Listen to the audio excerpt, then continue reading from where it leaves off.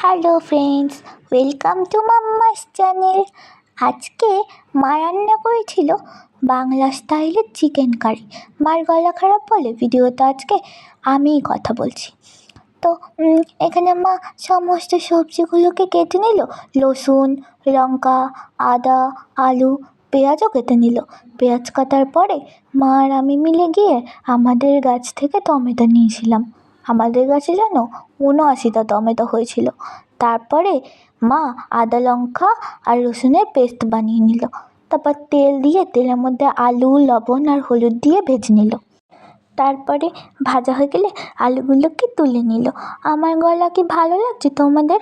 আচ্ছা, তারপরে তেলের মধ্যে দিল মা কাঁচা পেঁয়াজ। এই পেঁয়াজগুলো মধ্যে মা ওই পেস্টটা দিয়ে দিল, সেই যেটা মা বেটে রেখেছিল না মিক্সার গ্রাইন্ডারে। তারপরে মার মধ্যে লবণ আর হলুদ দিল।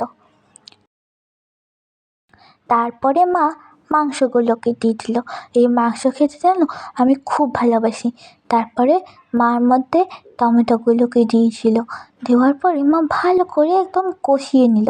তারপর জল দিল, আর জল দিয়ে এটা কি একটা মশলা, ও হ্যাঁ, গরম মশলা দিয়ে মা নামিয়ে নিল। লাইক, কমেন্ট, শেয়ার, সাবস্ক্রাইব করবে।